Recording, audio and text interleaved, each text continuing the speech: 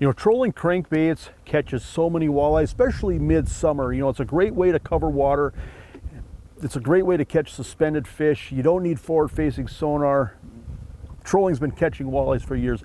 Here's 5 things, however, that you need to know. 5 tips are going to make you a much better trolling. If you're doing these 5 things, I guarantee you're going to catch way more walleyes this season. Tip number 1, always make sure that that crankbait is tuned and running good. You're only as good as your crankbait. And so how do you tune a crankbait? Here's how to do it. There's different ways to do this, but here's the best thing that I've found. See this here? You've got your needle nose pliers. What not to do. Don't grab your crankbait by the eye and bend it, okay? What I find is take one side of the pliers, and push it on the eye, and then the other side goes on the bill, and you just bump it. And basically you need to bump it whatever direction you need it to go. So if the bait is going to the right, bump it to the left, so that way it goes to the left, and just keep, it doesn't take much, you just keep bumping it back and forth until you can go at these faster speeds. And it's okay with some baits if they go off to the side, but they got to come back just like the pendulum of a clock. It's got to be perfectly symmetrical. You know, if they swing to one side, they got to swing back to the other side. And the faster that you can pull a bait without it blowing out, the more fish it's going to catch. And so like this one here, this bait, you can see here, I'll show it in the water. What is it doing? It's wandering to the right, not a fish catcher. And so what we're going to do is I'm going to take my pliers,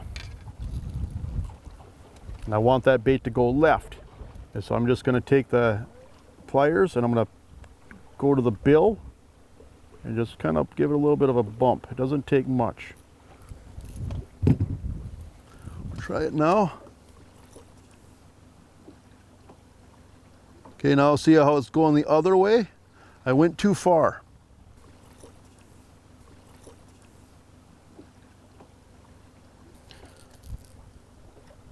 I bent it too much.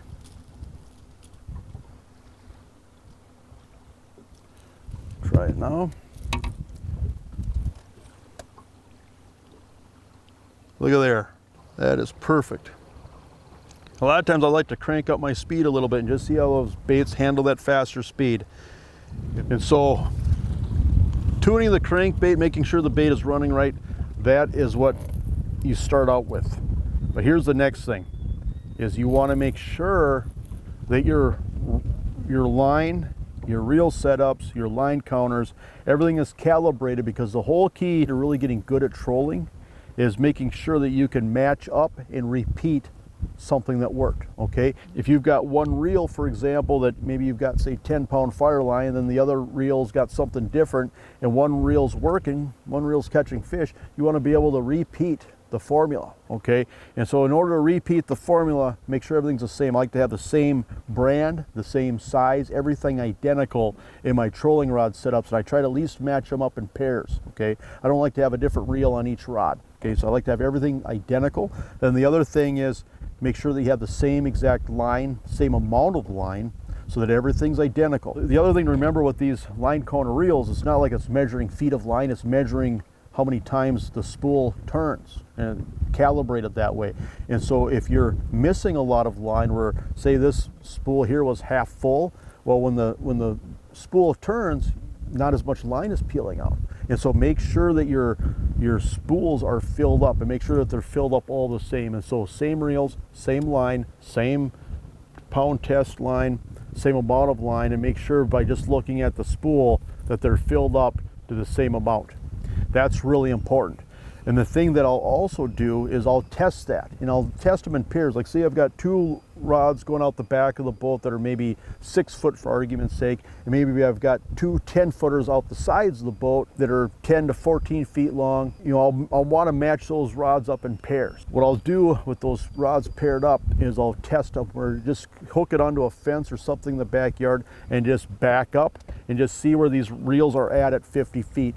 If they're within a foot of each other, then you're good, okay? But if they're way off, like say you back up and one of your reels says 50 feet and the other reel says 55 feet, that's a problem. Okay, so you want to make sure that these are calibrated, so you test that to make sure that your line counters are true. So here's the next tip that's important, and it kind of coincides with making sure that your reels are calibrated and that everything is the same, is making sure that your rod holders are the exact same angles, at least again in pairs. Think of it this way: your line counter starts measuring feet of line from the water to the lure, okay? And so if you let out 50 feet of line, but you've got 15 feet of line out of the water because your rod tip is way up high in the water or way up high in the rod holder, well, that's going to affect your line counter, okay? And so I have a tendency to run my rod tips fairly low. I like to run them low and close to the water. I feel like I can run the baits closer to the boat, and you know, just personal preference. You know, there's some people that mount them up high, that's fine, but just make sure that they're all the same. And so again, in pairs from the back of the boat to the front of the boat, whatever rod holder it is, make sure that they're the exact same angles. That way, if you let out 50 feet on this reel with this rod holder, when you do it on the other side, it's the exact same, okay? And so that's the thing to think about when you're pairing up rods, is rod holders across from each other on each side of the boat, and then as you go up to the next rod holder and the next rod holder, make sure that's where your rods and your rod holders are paired up so that everything is the same. And a lot of times too, don't forget, you know, to stagger lures, in the sense that the front rod holders might have a deeper diving crank or maybe a snap weight.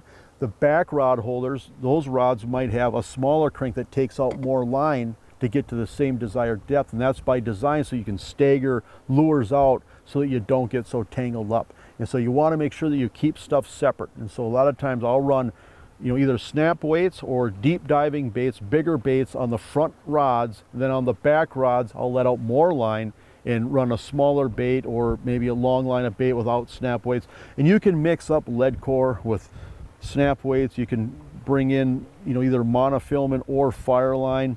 You can, you know, do different things. You know, you can complement your trolling setup and be more diverse and cover more parts of the water column by incorporating these different tools. And there's a lot of different things you can use.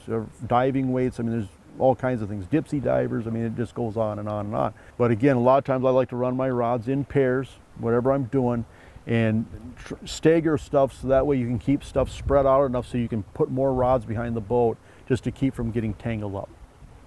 You won't be a very good troller if you can only troll one rod, as a rule of thumb, okay? But when you control 6 rods, 4 rods, 8 rods, whatever it is, and do so without getting tangled up, that's the art to this. And so learn how to stagger your presentations apart, so that way you can fit more rods behind the boat and more lures behind the boat and be efficient. And so here's tip 5, the last tip. If you're going to be a good troller, you got to be a hustler. Hustle, hustle, hustle. You know, if you're just going to sit and stare at rods and put your hands in your pockets and wait for the fish to swim by and eat the lure, it's going to be a long day. And you're probably not going to have as much fun trolling either, okay? But if you work hard at trolling and hustle, that's what separates the great trollers from everybody else, okay? So what does that mean? You know, you're changing lures, you're reeling lures up, you're bringing lures up, you're dropping lures down, you're going up or down structure, you're adjusting rods to follow the contour, you're watching the vibration constantly in the rod tip, and if there's anything that looks amiss, where, you know, say you've got planer boards out and that planer board just starts to sag back a little bit, or what I find with running planer boards is that when you don't have a fish, you don't have debris or anything, and that lure is running perfectly behind the board, the rod tip will have a tendency to bounce more. And when the rod just kind of drags more, the planer board just drags back a little bit further, maybe tilts a little bit, you know, you might have some debris. But you got to be hustling, because crankbaits that are dragging weeds, that are dragging a small perch, dragging any kind of debris, those are crankbaits that are never going to catch a fish, okay? And so you got to be diligent. You've got to be bringing lures up all the time, cleaning lures off, sending them back out. If you make a lot of bottom contact, hit bottom hard, you get some, you know, some wire grass or something on the bottom hook, you got to clean that off. And so we're cleaning baits all the time. We're reeling lures up, we're sending them back out, we're changing colors, we're changing baits. You know, we're trying different stuff all the time. And that's, to me, the fun of trolling, is that, you know, there's so many times where the fisher just want one presentation, or they really get, you know, fussy, or they just want one specific thing. Maybe it's a, you know, a tail dancer, maybe it's a precision walleye crank, whatever it is. They want one certain thing, one certain color, and that once you discover that and figure that out, it's like, wow, you know, it's just, you know, like the light shining down on you, okay? But in order to get to that point, you know, you gotta be trying all kinds of different things and experimenting with all kinds of different things. And so that's what makes trolling fun, but hustle, hustle, hustle. Watch the vibration. If that lure doesn't look like it's running right, get it in, clean it off, and get it back out. If a lure isn't catching fish, you know, after a certain amount of time, change lures, change color, you know, try bringing the lure up, try bringing the lure down. There's a lot to play with, a lot to experiment with as you're trying to put together the pieces each day.